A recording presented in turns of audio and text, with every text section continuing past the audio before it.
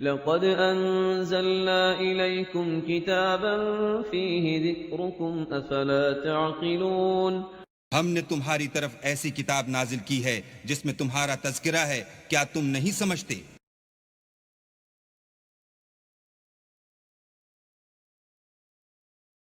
أعوذ بالله من الشيطان الرجيم पनाह मांगता हूँ मैं अल्लाह की शैतान मरदूद से। बिस्म इल्लाहिर रहमानिर रहीम। शुरू अल्लाह का नाम लेकर जो बड़ा मेहरबान निहायत रहम वाला है। या अय्युहल्लज़ीना आमनू ज़कुरुल्लाह ज़िक्रन कसीरा वसब्बिहूहु बुक्रतन वअसीला हुवल्लज़ी युसल्ली अलैकुम वमलाइकतुहु लियुख़रिजकुम मिनज़्ज़ुलुमाति इलन्नूर वकान बिल्मुअ्मिनीना रहीमा तहिय्यतुहुम यौम यल्क़ौनहु सलाम वअअद्द लहुम अजरन करीमा। या अय्युहन नबिय्यु इन्ना अर्सलनाक शाहिदन वमुबश्शिरन वनज़ीरा वदाዒयन इलल्लाहि बिइज़्निहि वसिराजन मुनीरा वबश्शिरिल मुअ्मिनीन बिअन्न लहुम मिनल्लाहि फ़ज़लन कबीरा वला तुति'ल काफ़िरीन वल मुनाफ़िक़ीन वदअ अज़ाहुम वतवक्कल अलल्लाहि वकफ़ा बिल्लाहि वकीला। या अय्युहल्लज़ीना आमनू इज़ा नकहतुमुल मुअ्मिनाति सुम्मा तल्लक़तुमूहुन्न मिन क़ब्लि अन तमस्सूहुन्न फमा लकुम अलैहिन्न मिन इद्दतिन तअतद्दूनहा फमत्तिऊहुन्न वसर्रिहूहुन्न सराहन जमीला। या अय्युहन नबिय्यु इन्ना अहलल्ना लक अज़वाजक अल्लाती आतैत उजूरहुन्न वमा मलकत यमीनुक मिम्मा अफ़ाअ अल्लाहु अलैक वबनाति अम्मिक وبنات عمك وبنات عماتك وبنات خالك وبنات خالاتك اللاتي هاجرن معك وامرأة مؤمنة إن وهبت نفسها للنبي إن أراد النبي أن يستنكحها خالصة لك من دون المؤمنين قد علمنا ما فرضنا عليهم في أزواجهم وما ملكت أيمانهم لكي لا يكون عليك حرج وكان الله غفورا رحيما ترجي من تشاء منهن وتؤوي إليك من تشاء ومن ابتغيت ممن عزلت فلا جناح عليك ذلك أدنى أن تقر أعينهن ولا يحزن ويرضين بما آتيتهن كلهن والله يعلم ما في قلوبكم وكان الله عليما حليما نحمده ونصلي على رسوله الكريم أما بعد فأعوذ بالله من الشيطان الرجيم بسم الله الرحمن الرحيم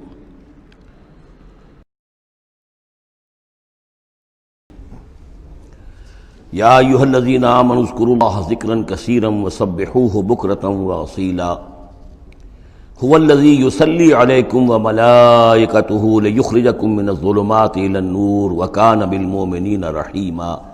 صدق اللہ العظیم۔ اہل ایمان اللہ کا ذکر کیا کرو کثرت کے ساتھ۔ ذکر کثیر سے مراد کیا ہے؟ کہ انسان کسی بھی حال میں ہو اللہ کو یاد رکھے۔ پنجابی میں ایک کہاوت ہے، ہتھ کارول دل یارول۔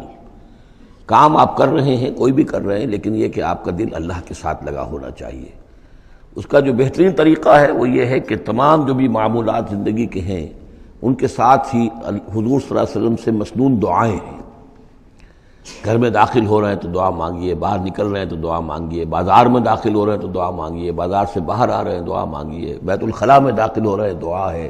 لیکن آپ کام بھی کر رہے ہیں ساتھ کے ساتھ، کوئی اضافی وقت آپ کا نہیں لگ رہا ہے، لیکن اس میں یہ ہے کہ آپ کا اللہ کے ساتھ ایک رشتہ قائم رہے۔ باقی یہ کہ قرآن سب سے بڑا ذکر ہے، پھر نماز، یہ تو ہم پڑھ چکے ہیں 21ویں پارے کی پہلی آیت، وَاتْلُ مَا أُوحِيَ إِلَيْكَ مِنَ الْكِتَابِ وَأَقِمِ الصَّلَاةَ إِنَّ الصَّلَاةَ تَنْهَىٰ عَنِ الْفَحْشَاءِ وَالْمُنكَرِ وَلَذِكْرُ اللَّهِ أَكْبَرُ۔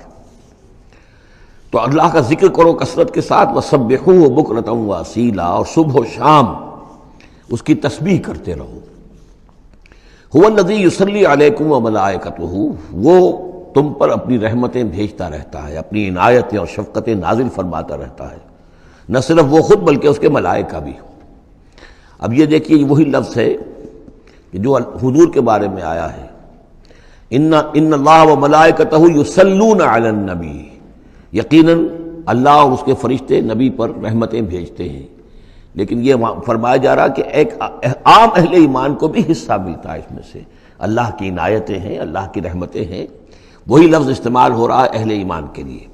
هو الذی یصلی علیکم وملائکتہ لیخرجکم من الظلمات الی النور، وہ اپنی رحمتیں اور عنایتیں نازل فرماتا رہتا ہے، وہ بھی اور اس کے فرشتے بھی، تاکہ نکالیں تمہیں اندھیروں سے روشنی کی طرف۔ وکان بالمؤمنین رحیما، اور یقیناً اللہ تعالیٰ کے اہل ایمان کے حق میں وہ بہت رحیم ہے۔ تحیتہم یوم یلقونہ سلام، ان کی دعا جو ہے جس روز کہ وہ اللہ سے ملیں گے ہوگا سلام۔ وعد لہم اجرا قریبا، اور اللہ تعالیٰ نے ان کے لیے بہت باعزت اجر فراہم کیا ہوا ہے۔ یا ایھا النبی انا ارسلناک شاہدا ومبشرا ونذیرا وداعیا الی اللہ باذنہ وسراجا منیرا۔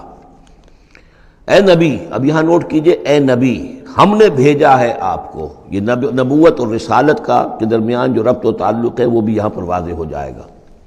جیسے جس کسی شخص نے CSP کا امتحان پاس کر لیا، اب اس کی اپوائنٹمنٹ ہوتی ہے کسی جگہ پر، جاؤ وہاں پر DC لگو، یا وہاں کوئی اور عہدہ جو ہے، ایک ہے اپوائنٹمنٹ، ایک ہے کارڈر۔ نبوت کارڈر ہے، اس کارڈر میں جو آ گئے ہیں اب ان کو جن کو اللہ ان میں سے چاہتا ہے اپوائنٹ کرتا ہے کسی خاص قوم کی طرف، کسی خاص علاقے کی طرف، تو اس اپوائنٹمنٹ کے بعد وہ اب رسول ہے۔ یا ایھا النبی، اے نبی، اسی لیے کہا جاتا ہے کہ حضور کی نبوت کا ظہور جو ہوا ہے وہ پہلی وحی سے۔ وہ سورہ علق کی 5 آیتیں، اقرأ بسم ربک الذی خلق، خلق الانسان من علق، اقرأ وربک الاکرم الذی علم بالقلم، علم الانسان ما لم یعلم۔ اب ان 5 آیتوں میں کہیں تبلیغ کا حکم نہیں ہے، یہاں سے نبوت کا تو آغاز ہو گیا، لیکن یہ کہ رسالت کا آغاز ہوا ہے جب آپ کو تبلیغ کا حکم آیا، یا ایھا المدثر قم فانذر وربک فکبر۔ اب یہاں سے رسالت کا آغاز ہوا، تو نبوت اور رسالت کے اس فرق کو ذہن میں رکھیں۔ یا ایھا النبی، اے نبی، ہم نے بھیجا ہے آپ کو شاہداً گواہ بنا کر۔ اب اس پر ہم گفتگو کر چکے ہیں، لتکونوا شہداء علی الناس ویکون الرسول علیکم شہیدا، اور لیکون الرسول شہیدا علیکم وتکونوا شہداء علی الناس، سورہ بقرہ میں آیت آئی اور سورہ حج میں آ چکی ہے۔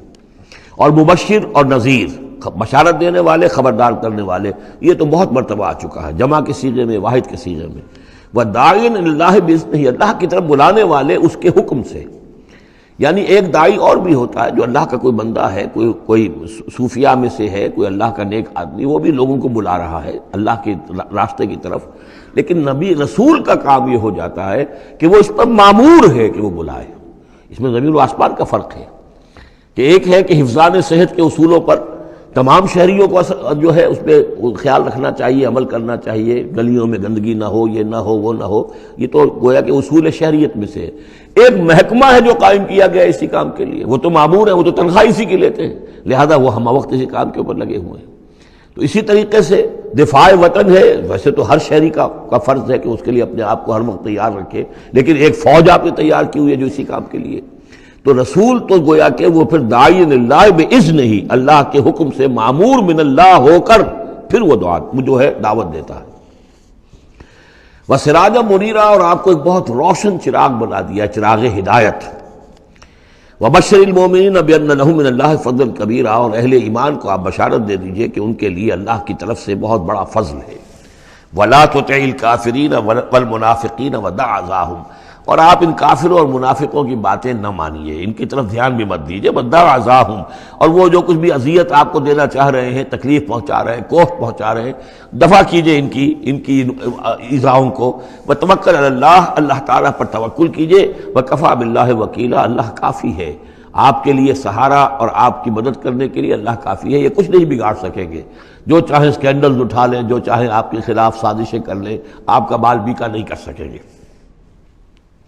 یا ایھا الذین آمنوا اذا نکحتم المؤمنات ثم طلقتموہن من قبل ان تمسوہن، اب ایک حکم یہاں پر طلاق کے ضمن میں بھی آ رہا ہے. پہلے آ چکا ہے کہ اگر نکاح ہو چکا ہے کسی سے اور کوئی مہر مقرر نہیں ہوا تھا، لیکن پھر بھی طلاق اگر دینی ہے تو بہرحال اسے کچھ نہ کچھ مہر جو ہے وہ اس کو کچھ نہ کچھ دے دلا کے رخصت کرنا چاہیے.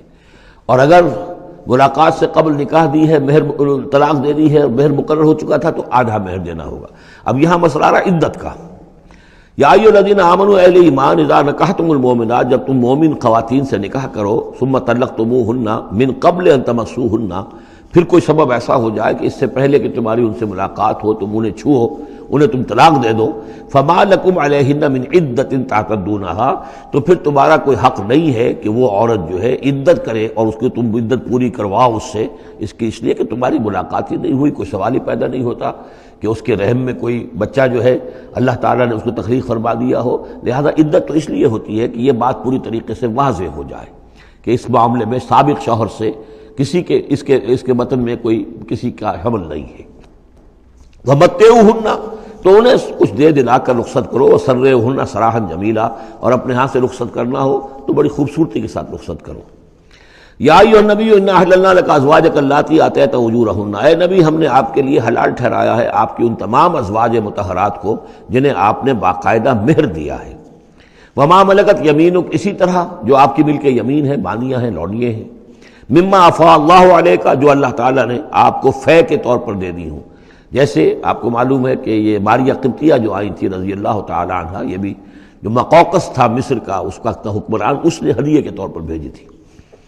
وہ بنات عمے کا، وہ بنات عماتے کا، اسی طرح آپ کے لیے نکاح کرنا جائز ہے اپنی چچا کی بیٹیوں سے اور اپنی پھپھیوں کی بیٹیوں سے. وہ بنات خالے کا، اور اپنے ماموں کی بیٹیوں سے. وہ بنات خالات کا، اپنی خالاؤں کی بیٹیوں سے. اللاتی ہاجرن معک، جنہوں نے آپ کے ساتھ ہجرت کی ہے. وامرأۃ مومنۃ، اسی طرح ایک مومن عورت، وہ بھی آپ کے لیے حلال ہے کہ آپ اس سے نکاح کریں. ان وہبت نفسہا للنبی، اگر وہ ہبہ کر دیتی ہے اپنا نفس نبی کو، یعنی وہ مہر بھی نہیں مانگتی، وہ کہتی کہ میں اپنے آپ کو ہبہ کر رہی ہوں. ان اراد النبی ان یستنکحھا، اگر نبی کا ارادہ ہو کہ وہ ان سے نکاح کرے. خالصۃ لک من دون المؤمنین، یہ جو ہے رعایت آپ کو دی گئی ہے تمام اہل ایمان سے علیحدہ رکھ کر، یعنی تمام اہل ایمان کے لیے زیادہ زیادہ 4 کی قید ہے، لیکن آپ کے لیے یہ سب جو آپ کے گھروں میں آباد ہیں یہ سب جائز ہیں. ان میں سے کسی کو بھی آپ طلاق نہیں دیں گے، اور 4 کی جو قید ہے وہ آپ پر نہیں ہے. قد علمنا ما فرضنا علیہم من ازواجہم، ہمیں خوب معلوم ہے کہ ہم نے عام مسلمانوں پر کیا کیا چیزیں ان کی بیویوں کے ضمن میں فرض کی ہیں، لازم کی ہیں، کہ ایک وقت میں 4 سے زیادہ کا نکاح نہیں ہو سکتا. وما ملکت ایمانہم، اسی طریقے سے جو ان کی لونیاں اور مانیاں ہیں ان کے بارے میں بھی ہم نے کیا کیا قواعد و ضوابط کا انہیں پابند کیا ہے.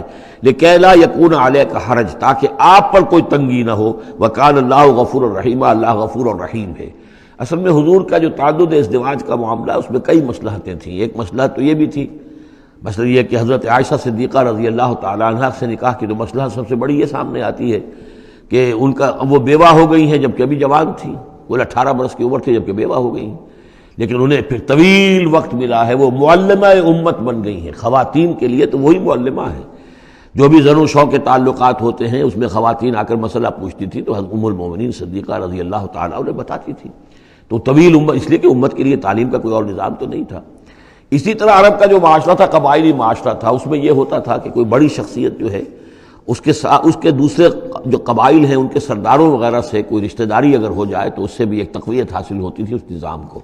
تو یہ مختلف اسباب سے حضور کے لیے خاص طور پر یہ رعایت جو ہے کی گئی ہے کہ جو عام مسلمانوں کے لیے نہیں ہے۔ وَكَانَ اللَّهُ غَفُورًا رَحِيمًا، یقیناً اللہ غفور الرحیم ہے۔ ترجی من تشاء منہن وتؤوی الیہ من تشاء، اور پھر یہ بھی کہ آپ کر سکتے ہیں کہ ان میں سے جس کو چاہیں ذرا اپنے سے دور کر دیں اور جس کو چاہیں اپنے قریب لے آئیں۔ یعنی وہ مساوات بھی حضور پر لازم نہیں تھی، اگرچہ حضور نے کی ہے لیکن وہ مساوات حضور پر لازم نہیں تھی، اس لیے کہ آپ کو یہ اجازت دی گئی تھی کہ اگر اپنی ازواج مطہرات میں سے کسی کو ذرا فاصلے پر کر دیں، ذرا اس سے اپنا وقت وغیرہ دینا کم کر دیں تو کوئی حرج نہیں تھا، آپ پر کوئی اس کی ملامت نہیں تھی اللہ کی طرف سے۔ کسی کو زیادہ آپ اپنے پاس رکھیں یا زیادہ اس کے پاس ٹھہرے تو اس میں بھی کوئی پابندی آپ پر نہیں تھی۔ صاف اجازت دی گئی ہے، ترجی من تشاء، جو دور ذرا کر دے اپنے سے جس کو چاہے، وتؤوی الیک من تشاء، اور جس کو چاہے اپنے پاس قریب کر لو، ومن ابتغیت ممن عزلت، اور جسے آپ نے کہیں ذرا سا اپنے سے پرے کر دیا ہو اگر انہیں دوبارہ قریب اپنے لانا چاہو فلا جناح علیک، تو اس میں بھی آپ پر کوئی حرج نہیں ہے۔ ذالک ادنیٰ ان تقر اعینہن، یہ زیادہ قریب تر ہے اس سے کہ ان کی آنکھیں بھی ٹھنڈی رہیں، ولا یحزن، اور وہ رنجیدہ نہ ہوں، یعنی ایسا نہ ہو کہ کسی اپنی زوجہ محترمہ سے آپ ذرا زیادہ دیر کے لیے جو ہے وہ دور رہیں، ایسا بھی نہیں ہونا چاہیے، ان کی بھی آنکھوں کی ٹھنڈک رہنی چاہیے۔ وَيَرْضَيْنَ بِمَا آتَيْتَهُنَّ كُلَّهُنَّ، اور تاکہ وہ سب کی سب راضی رہیں ان چیزوں سے جو آپ انہیں دیتے ہیں۔